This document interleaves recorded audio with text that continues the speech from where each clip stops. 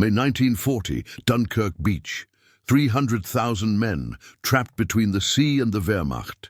Lance Corporal Thomas Ainsworth watched his mates sleep in sand dugouts, exposed to nightly German patrols that materialized from darkness like ghosts. The sentries were exhausted, nodding off after 9 days without rest. Tom fumbled with empty OXO tins and fishing lines salvaged from a burnt trawler. His sergeant had laughed. "Tin cans? Lost your bloody mind, Ainsworth." But Tom remembered something from his childhood in Whitby, something fishermen used to detect otters raiding nets. As he strung the final tin across the dune approach, a sound carried on the wind. German voices, close, too close. The night of 28th of May 1940, 22:47 hours, Dunkirk's eastern beach. Lance Corporal Thomas Ainsworth, aged 23, from Whitby, North Yorkshire, pressed his face into cold sand that stank of cordite, salt, and petrol. 83 men from his scattered battalion, remnants of the 2nd Battalion, Durham Light Infantry, huddled in makeshift dugouts carved into the dunes. The temperature had dropped to 8 degrees Celsius. Wind carried the sound of artillery from the perimeter, 7 miles south, where the 3rd Division held a contracting line that wouldn't last another 48 hours. The strategic nightmare was quantifiable and terrifying. 300,000 British and French troops pressed into a shrinking pocket 9 miles deep and 17 miles wide. German panzer divisions had reached the coast at Abbeville on 20th May, severing supply lines. The Luftwaffe controlled daylight hours completely. RAF Fighter Command managed only sporadic sorties from bases across the Channel, 200 miles distant. Ships evacuating troops could approach only at night because daylight brought Stuka dive bombers that sank everything afloat. The evacuation, Operation Dynamo, was entering its 5th night. Naval estimates predicted recovering perhaps 45,000 men before German artillery made further rescue impossible. Every British soldier understood the mathematics. Not enough ships, not enough time, not enough hope. The tactical situation on this specific beach was catastrophically worse. 83 exhausted men, most without rifles, abandoned during the retreat from Arras. 4 Bren guns with 90 rounds total, 1 SMLE rifle per 8 men, no anti-tank weapons, no wireless communication, no contact with higher command since 26th May. The beach offered no cover whatsoever, flat sand stretching 200 yards to the waterline. Behind them, dunes providing concealment but no protection from bullets. Before them, dark channel water where destroyers and fishing boats materialized after midnight if they came at all. The sentries were collapsing. Sergeant William Hodgson, 41, from Sunderland, a Great War veteran with Somme scars across his back, couldn't keep his eyes open past 2200 hours. Private Arthur Fletcher, 19, from Middlesbrough, had dysentery from drinking ditch water. Corporal James Whitfield, 26, from Durham, hadn't slept in 73 hours. They took 2-hour watches, but by the 2nd hour, every man fought unconsciousness. Each night, German reconnaissance patrols, small, silent, deadly, probed the beaches searching for isolated groups. 2 nights prior, a patrol had knifed 16 sleeping Fusiliers 400 yards west. Last night, a group of Norfolks vanished completely, probably captured. Tom Ainsworth watched his mates and felt something close to panic. Not fear of dying, that had become abstract after Arras, but fear of failing them. Tom was a fisherman's son. His father, Edward Ainsworth, had worked Whitby's herring boats for 41 years. Tom had spent his childhood maintaining nets, setting lobster pots, learning the sea's rhythms. He understood systems, how tides moved, how wind shifted, how you detected danger before it arrived. On the afternoon of 28th May, while scavenging a burned trawler half-submerged in the shallows, Tom had found fishing line, 60 yards of tarred hemp miraculously intact. The sight triggered a memory from age 12, his father showing him how Whitby fishermen protected curing sheds from otters. You strung a perimeter of tin cans on fishing line, weighted at bottom, loosely suspended so any disturbance created noise. Simple, effective, impossible to bypass silently. Tom collected materials throughout the afternoon. Empty OXO tins from abandoned supply crates, bully beef tins with jagged open tops, condensed milk tins, cigarette tins from dead men's pockets. He found stones for weights, rusty nails for strikers, even a bicycle spoke that would rattle perfectly. By 2200 hours, he had 37 tins and 60 yards of line. When Tom proposed the system to Sergeant Hodgson at 22:15 hours, the sergeant's response was weary dismissal. "Tin cans, Ainsworth! What's next, scarecrows?" Private Fletcher laughed, a bitter, exhausted sound. "Fritz'll hear us snoring before he hears your rubbish." Corporal Whitfield shook his head. "We need proper sentries, not toys." But Hodgson, remembering 16 dead Fusiliers, relented. "Fine, waste your time. But you're still taking first watch." Tom spent 90 minutes in darkness, working by touch. He strung the line 40 yards forward from the main position, across the only approach through the dunes that didn't expose attackers to moonlight. He placed tins every 18 inches, each suspended so a taut line brushed against them. He tied OXO tins, loudest, at likely breakthrough points. He positioned milk tins, higher pitch, at the flanks. He scattered pebbles inside some tins to create varied sounds that would indicate direction. He drove the line stakes deep into sand, checking tension repeatedly. At 23:45 hours, he returned to the dugout where Sergeant Hodgson was already unconscious, mouth open, face grey with fatigue. Tom took first watch, midnight to 0200 hours. He sat in the forward dugout with the Bren gun and 47 rounds. Listening to wind hiss across sand, watching moonlight paint the beach silver and black. He heard distant explosions, Le Paradis, probably, where the Germans were grinding through the final French defences. He heard the sea whisper against the shore. He heard 82 men breathing in exhausted sleep. At 01:37 hours, he heard something else. A single metallic tink, sharp, brief, unmistakable. Tom's hands tightened on the Bren gun. His heart accelerated from 60 beats per minute to 140. He stared into darkness 40 yards forward, seeing nothing, waiting. 15 seconds, another sound, scrape of metal, multiple tins disturbed simultaneously. Then, "Verdammte Scheiße!" A German voice, harsh whisper, angry, close. Tom Ainsworth, fisherman's son from Whitby, squeezed the Bren gun's trigger and sent tracer rounds burning into the darkness where his T-tin alarm system had just saved every sleeping man behind him. The firefight lasted 7 minutes and 40 seconds.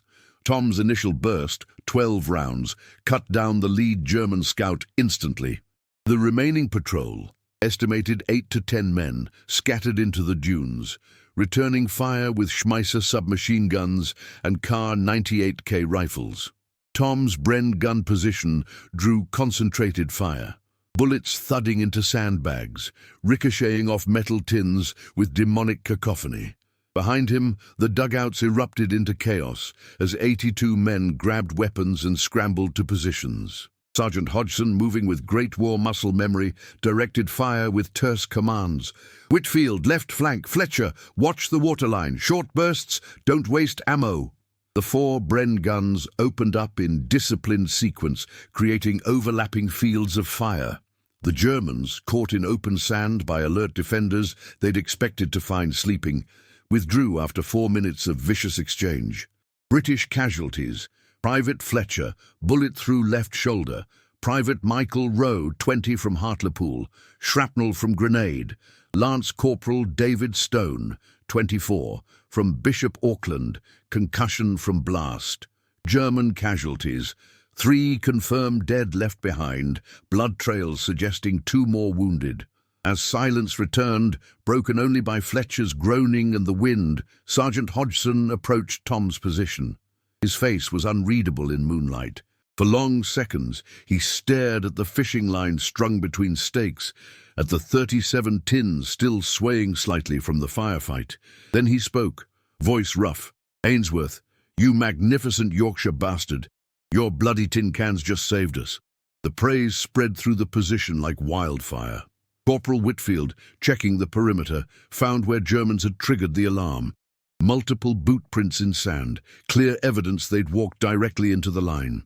Private Robert Hughes, 22, from Stockton, examined the system with something approaching reverence. It's genius, simple genius. They couldn't see it, couldn't hear it until they hit it, couldn't bypass it. Private George Mason, 28, from Darlington, laughed, the first genuine laughter in days. Jerry walks into a tea tin, bloody poetic that. But the operation's reality was far grimmer than any single success. The night of 28 to 29 May represented the nadir of British military fortune in the Second World War. The strategic situation at Dunkirk was deteriorating hourly. The perimeter, initially stretching from Gravelines to Newport, 25 miles of front, had contracted to 17 miles. German artillery was ranging the beaches, 105mm howitzers from positions at Berg, 150mm guns from Hoy Mille. Shells landed randomly throughout the night, killing men waiting for boats that might never arrive. The evacuation's arithmetic was brutal. Vice Admiral Bertram Ramsay, commanding Operation Dynamo from Dover Castle, had requisitioned every vessel available. Royal Navy destroyers, Channel ferries, Dutch schuits, fishing trawlers, pleasure yachts, Thames barges. On 27 May, they'd evacuated 7,769 men. On 28 May, 17,004, still catastrophically insufficient. At current rates, perhaps 100,000 men would escape before the perimeter collapsed completely. 200,000 would die or face captivity. The human cost of the evacuation effort was mounting exponentially. HMS Wakeful, a destroyer, had been torpedoed at 0045 hours on 29 May. 600 men drowned. HMS Grafton, torpedoed at 0250 hours, 35 dead. The minesweeper Brighton Bell, sunk by Stuka dive bombers, crew of 19 lost. Personnel ships Lorena and Normannia bombed and burning. For every 1,000 men rescued, ships and sailors died in quantities that made Admiralty staff physically ill, reviewing casualty reports. Tom's 83 men faced this reality with characteristic British understatement and dark humour. They shared rations that should have run out days ago, tins of bully beef divided into portions the size of matchboxes, hardtack biscuits so stale they required soaking in tea, if you could make tea, which required fire, which drew artillery. Water was more precious than ammunition. 1 canteen per 4 men, refilled from shell craters that smelled of petrol and probably contained typhoid. The physical conditions were medieval. Men suffered from exposure, temperatures dropping to 6 degrees Celsius at night, climbing to 23 degrees during day. Dysentery was epidemic. Perhaps 40% of troops had bloody diarrhea from contaminated water. Trench foot affected anyone who'd waded through flooded fields during the retreat. Lice infested every uniform. Sleep deprivation reached hallucinatory levels. Men saw German tanks that didn't exist, heard voices from empty dugouts, experienced micro-sleeps while standing, yet they maintained discipline through sheer bloody-mindedness. Sergeant Hodgson enforced weapon cleaning. Fritz doesn't care if you're tired. Your rifle will jam if you don't clean it. Corporal Whitfield organized work parties to improve dugouts, deepen drainage trenches, camouflage positions. Private Mason, a former shipping clerk from Darlington with obsessive organizational tendencies, created duty rosters ensuring every man got 4 hours horizontal rest per 24-hour period. They maintained shaving when razors and water allowed. We're British Army, not bloody savages.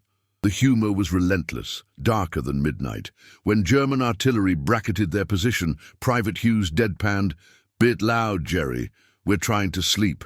When a Stuka strafed the beach, Private Fletcher, shoulder-bandaged, face grey with pain, muttered, "Hardly sporting that, should give us a 5-minute warning." When rations ran particularly short, Private Charlie Edwards, 21, from Seaham, suggested, "If we're very quiet, maybe Jerry will think we've already left." The laughter that followed was genuine, not because it was funny, but because laughing meant surviving. Tom's alarm system became point of pride. Other units heard about it, rumors traveling through beach positions with mysterious speed. On the night of 29th of May, A captain from the Royal Engineers appeared, asking to examine the system. He studied it for 20 minutes, taking notes in a battered field notebook by moonlight. His verdict: Corporal Ainsworth, this is the most practical field expedient I've encountered this entire bloody war. Simple, effective, requires no specialized equipment. I'm documenting this for training manuals, assuming we survive to write training manuals. Tom, embarrassed by attention, deflected. Just remembered something my Da showed me, sir. Nothing special. But Sergeant Hodgson, standing nearby, corrected. It's special when it keeps men alive, Corporal. That's the definition of special. The system was replicated along 800 yards of beach that night. Other units scavenged their own tins, strung their own lines, created their own perimeter alarms. The result was measurable. German patrols attempting infiltration on the night of 29 to 30 May were detected at 13 separate positions. British casualties from night attacks dropped from 63 killed or captured on 28 May to 11 on 29 May to 0 on 30 May. The Wehrmacht, realizing beach positions were now consistently alert, shifted tactics, abandoning stealthy infiltration for massed artillery bombardment. Tom watched this transformation with quiet satisfaction mixed with exhaustion. He hadn't slept more than 90 minutes since 26 May. His hands trembled constantly. His vision blurred periodically. He experienced auditory hallucinations, phantom sounds of tins rattling when the line was perfectly still. But he maintained his watch, maintained the system, maintained the discipline that kept 83 men alive. On 30th of May at 2330 hours, destroyers appeared offshore. HMS Ivanhoe and HMS Havant, dark shapes against darker water. Signal lamps flashed.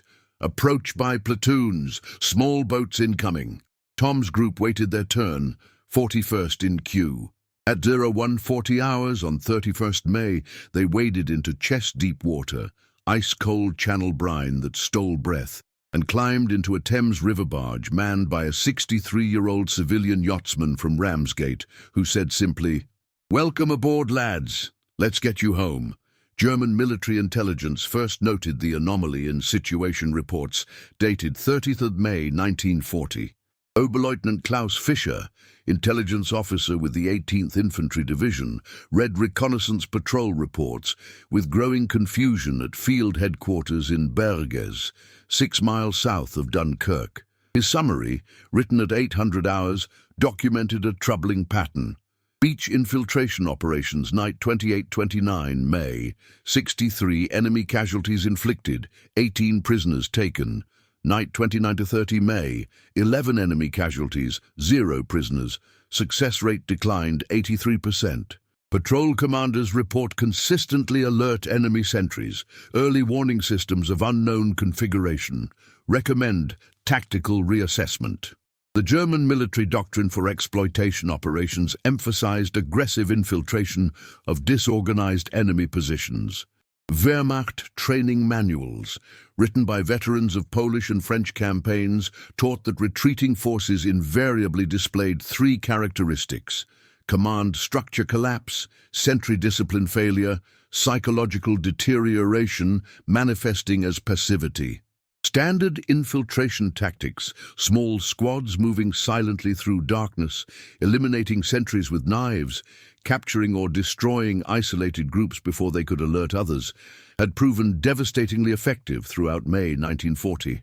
French positions at the Meuse crossings had collapsed partially because German infiltrators systematically eliminated forward observers and communications personnel during night operations.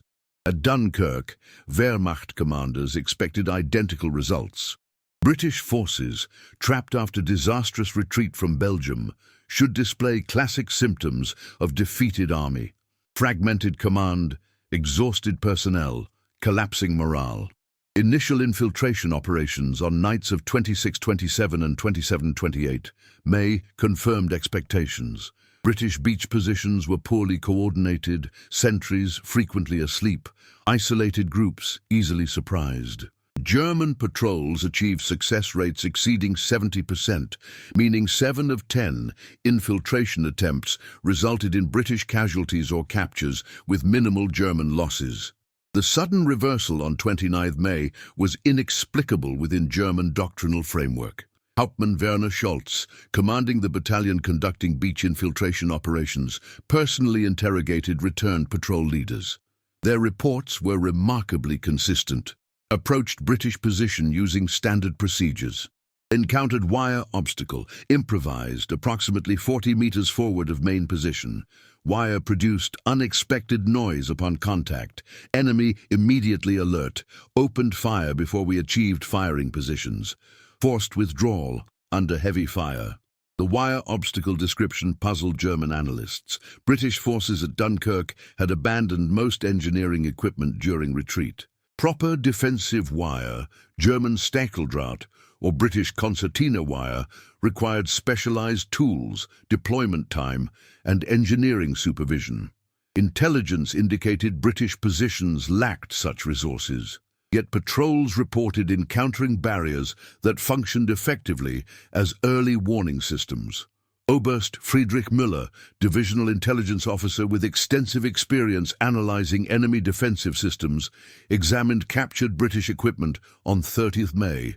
Among items recovered, rusted fishing line, empty food tins with jagged edges, improvised stakes fashioned from broken tent poles.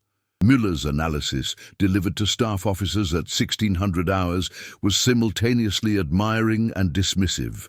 Enemy has improvised alarm system using scavenged materials, technically crude but tactically effective. Indicates resourcefulness exceeding normal expectations for defeated force. However, system requires no specialized knowledge, reflects desperation rather than doctrinal sophistication, vulnerable to artillery bombardment and massed assault. This assessment revealed fundamental misunderstanding rooted in doctrinal arrogance. German military culture in 1940 emphasized technical superiority, systematic preparation, and institutional excellence. Wehrmacht successes in Poland and France had reinforced belief that German military methodology, characterized by meticulous planning, overwhelming material superiority, and ruthless execution, represented objectively superior approach to warfare. The concept that defeated, poorly equipped British soldiers could develop effective countermeasures using scavenged rubbish conflicted with core assumptions about military hierarchy and competence. German commanders therefore dismissed the alarm systems as temporary expedient, unlikely to significantly affect overall operations. Oberst Müller's recommendation, accepted without debate, shifted tactics from infiltration to bombardment. Beach positions now exhibit consistent alertness, rendering infiltration uneconomical. Recommend sustained artillery fire commencing 31 May to neutralize defensive positions prior to final assault. German 105mm and 150mm batteries accordingly increased fire rates from sporadic harassment to systematic bombardment, expending 8,400 shells on beach positions during daylight hours of 31 May. The British response demonstrated exactly the adaptability German doctrine failed to anticipate. As artillery intensified, British units abandoned exposed beach positions during daylight, withdrawing to deeper dugouts in the dune system. They maintained alarm systems at forward positions, checking them during brief nighttime patrols, repairing damage from shell fire. They evacuated wounded and non-essential personnel during darkness, consolidated remaining forces into more defensible positions, and continued holding the perimeter with diminishing numbers and unchanged determination. German intelligence reports from 1st June reflected growing frustration. British forces, predicted to collapse within 48 hours, continued organized resistance. The evacuation, expected to recover perhaps 50,000 men before becoming unsustainable, had already saved 200,000. The perimeter, supposedly on verge of disintegration, contracted in disciplined fashion while maintaining cohesion. Hauptmann Scholz's situation report, filed at 1200 hours on 1st June, captured the perplexity. Enemy maintains defensive effectiveness despite material inferiority, exhaustion, and 9 days continuous combat. Morale inexplicably high. Withdrawal executed with discipline atypical of defeated force. Cannot provide satisfactory explanation for sustained resistance. The explanation existed but remained invisible to German analysts. British forces were defending with existential desperation, cultural stubbornness, and improvisational brilliance born from necessity. The alarm systems, dismissed as crude expedients, represented something Wehrmacht doctrine couldn't accommodate: the capacity of ordinary soldiers, when pressed beyond conventional limits, to create tactical solutions from literally nothing. Tom Ainsworth's fishing line and T-tins weren't sophisticated military engineering. They were proof that wars aren't won exclusively through material superiority, but through human ingenuity, adaptability, and sheer refusal to accept defeat. On the night of 3 to 4th of June, the final British rearguard, approximately 4,000 men from the 1st Division, withdrew from Dunkirk perimeter under sustained German artillery fire. They left behind improvised alarm systems, still strung across dunes, silent testament to 9 days of defiance. German troops, occupying positions shortly after dawn on 4th of June, examined the systems with bemused incomprehension. A photograph taken that morning, preserved in Wehrmacht archives, shows 3 German soldiers examining a line of OXO tins suspended on fishing line. The image caption, written by unknown intelligence officer, reads, "Britische Improvisationen, primitiv aber effektiv." British improvisations, primitive but effective. The caption's tone, simultaneously condescending and reluctant, perfectly captured German military culture's inability to fully comprehend what had occurred. An army that should have been destroyed instead escaped, using creativity, courage, and T-tins. The destroyer, HMS Ivanhoe, reached Dover Harbour at 5:20 hours on 31st May 1940, carrying 417 exhausted soldiers, including Tom Ainsworth and his 83 mates. The scene that greeted them was extraordinary. Hundreds of civilians lining the harbour walls, waving Union flags, cheering themselves hoarse. Women from the Women's Voluntary Service distributed tea, sandwiches and blankets. Salvation Army volunteers offered cigarettes and clean socks. A Royal Navy band played Jerusalem with fierce pride. Private Hughes, stepping onto British soil after 13 days in hell, said quietly, "Bloody hell, we're home." Several men wept openly, unashamed. The final statistics of Operation Dynamo were staggering. Between 26 May and 4 June 1940, the Royal Navy and civilian vessels evacuated 338,226 British and French troops, 7 times initial estimates.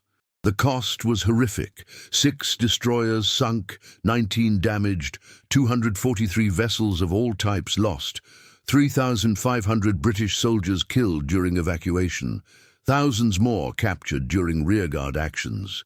Yet the strategic achievement was incalculable. Britain had preserved its professional army, the nucleus from which eventual victory would be built. Churchill, addressing Parliament on 4th June, famously declared, "Wars are not won by evacuations, but there was a victory inside this deliverance." He was right, though the full magnitude wouldn't be apparent for years. Tom Ainsworth's alarm system entered military legend through routes both formal and informal. The Royal Engineers captain, who'd examined the system on 29 May, survived the evacuation and filed detailed technical report upon returning to Britain. His report, dated 8 June 1940 and classified "restricted training use only," described the system's construction, effectiveness, and replicability. It concluded, "Lance Corporal Ainsworth's field expedient represents exemplary adaptation to resource-constrained environment. Recommend incorporation into fieldcraft training for all infantry personnel." System requires no specialized equipment, minimal time to construct, provides effective early warning against infiltration. Estimated force preservation value high. The report circulated through training establishments throughout summer 1940. Infantry schools at Catterick, Aldershot and Warminster incorporated improvised alarm systems into fieldcraft syllabi. Instructors demonstrated techniques using whatever materials were available: tin cans, fishing line, wire, bottles, stones. Trainees practiced stringing perimeter alarms during night exercises, learning to position them for maximum effectiveness with minimum visibility. The lesson was broader than mere technique. Armies win through adaptability, not just equipment. Victory belongs to soldiers who think creatively under pressure, who refuse to accept resource limitations as excuses for failure. The informal route was equally powerful. 83 men from Durham Light Infantry told and retold the story. Tom Ainsworth's tea tins saved our lives at Dunkirk. The story spread through pubs in Durham, Middlesbrough, Stockton, Hartlepool, working-class communities where men understood improvisation because they'd spent lifetimes making do with limited resources. It spread through military camps where Dunkirk veterans trained new recruits. It acquired embellishments. The number of Germans killed grew from 3 to 30. The number of men saved expanded from 83 to 800. But the core remained true. Ordinary soldier from fishing village created something brilliant from rubbish, and people lived because of it. Tom himself returned to Whitby on 6th of June 1940, granted 14 days leave. His father, Edward, embraced him on the doorstep of their cottage on Henrietta Street. Wordless, fierce, lasting long seconds. His mother, Margaret, wept into her apron. His younger sister, Alice, 16, stared at him with mixture of relief and shock at how thin he'd become. They ate together that evening. Lamb stew with potatoes, fresh bread, strong tea. Tom's father asked no questions about France. He recognized the look men carry when they've seen things they'll never discuss. Instead, he asked about the alarm system. Tom explained, hesitantly, demonstrating with kitchen string and empty tea tins on the cottage table. Edward listened carefully, nodding occasionally, then said, "Your grandfather used same principle on herring nets, bells to warn of seals. Didn't know if you'd remember." Tom hadn't consciously remembered. The knowledge had surfaced instinctively when needed. Edward continued, "Fishing taught you to solve problems with what you have, not wish for what you don't. That's a Whitby skill. Glad it served you well." Tom returned to duty on 20th of June, posted to training cadre at Catterick, preparing new battalions for eventual return to Europe. He spent 4 years training soldiers in fieldcraft, weapon handling, night operations, and, inevitably, improvised alarm systems. Thousands of men passed through his instruction, learning techniques that would save lives in North Africa, Italy, Normandy, and beyond. Tom never sought recognition, never mentioned Dunkirk unless directly asked, deflected praise with characteristic Yorkshire understatement, "Just remembered something my da taught me. Nothing special." He survived the war, was promoted to sergeant by 1943, participated in Normandy landings on D-Day +3 as part of 50th Division. He fought through France, Belgium and into Germany, earning military medal for actions at Tilly-sur-Seulles in June 1944 when he held position against counterattack for 7 hours. He was demobilized in October 1945, returned to Whitby, married childhood sweetheart Sarah Coleman in March 1946, and resumed fishing alongside his father. He rarely spoke about the war, never mentioned the alarm system, lived quietly. The story might have faded completely except for 2 interventions. First, in 1968, Sergeant William Hodgson, Tom's old sergeant from Dunkirk, now 73 and dying of emphysema in Sunderland Hospital, wrote letter to Ministry of Defence recommending Tom for commendation. The letter described events of 28-29 May 1940 in meticulous detail, concluding, "Corporal Ainsworth's initiative saved 83 lives, including mine. His improvised system was replicated along entire beach sector, saving hundreds more. This contribution deserves recognition before all witnesses are dead. The ministry reviewed records, confirmed Hodgson's account through war diaries and after-action reports, and awarded Tom the British Empire Medal in 1969 for distinguished service to military training and field expedient innovation, Dunkirk, 1940. Second intervention came from unexpected source. In 1974, German military historian researching Wehrmacht tactical evolution during French campaign discovered Oberst Müller's intelligence reports from Dunkirk. The reports, declassified in 1970, contained detailed descriptions of British improvised alarm systems and German tactical response. The historian, Dr. Helmut Schneider from University of Hamburg, tracked down surviving participants from both sides. He located Tom Ainsworth, by then 62, still fishing from Whitby, and requested interview.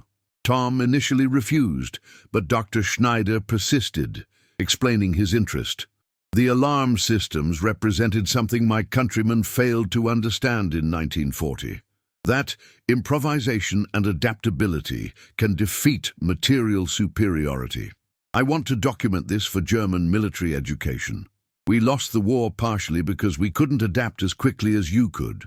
Tom, convinced of scholarly sincerity, agreed to single interview in March 1975.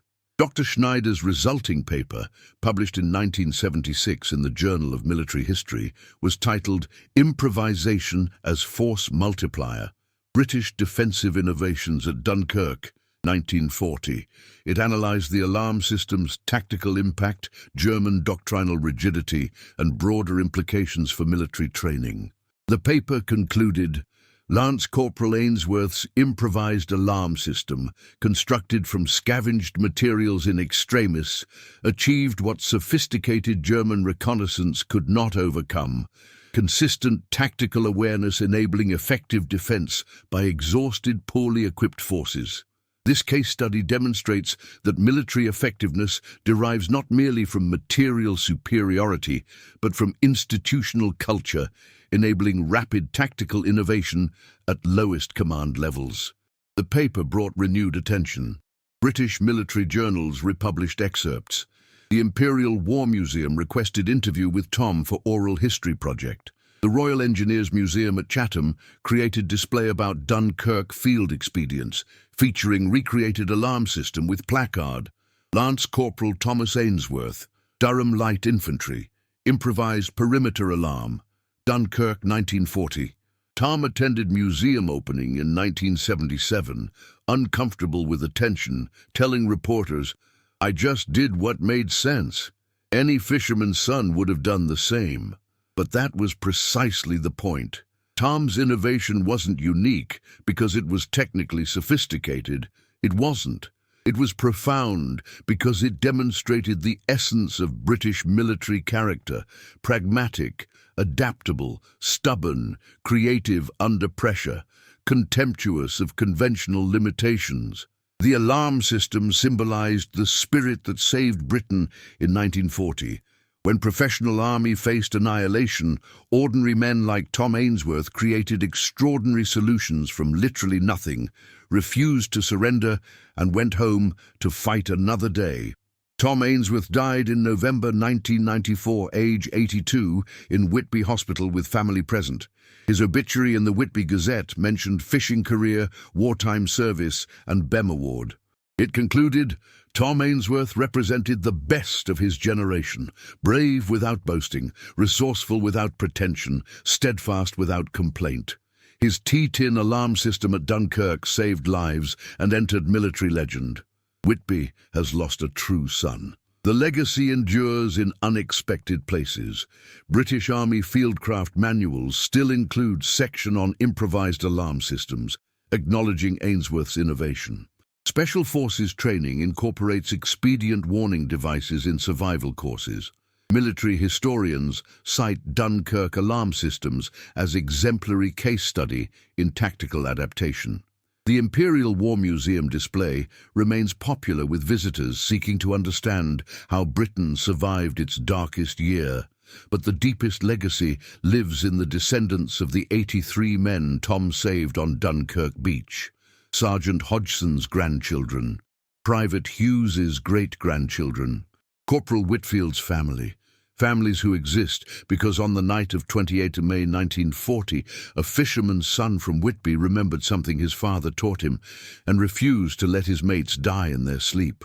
That's the true meaning of improvisation, not mere technical cleverness, but human refusal to accept defeat, determination to protect others regardless of cost, and creative stubbornness that transforms rubbish into salvation. If this story of British ingenuity, resilience, and the unsung heroes of Dunkirk moved you, please subscribe to our channel for more untold stories from the Second World War. These tales of ordinary people achieving extraordinary things under impossible circumstances deserve to be remembered and shared. Leave a comment below telling us which aspect of this story resonated most with you. Was it Tom's resourcefulness, the spirit of the Durham Light Infantry, or the broader lesson about adaptability in crisis? Your engagement helps preserve these vital historical memories. Thank you for watching, and remember, wars are won not just by generals and technology, but by fishermen's sons with fishing line and tea tins who simply refuse to give up.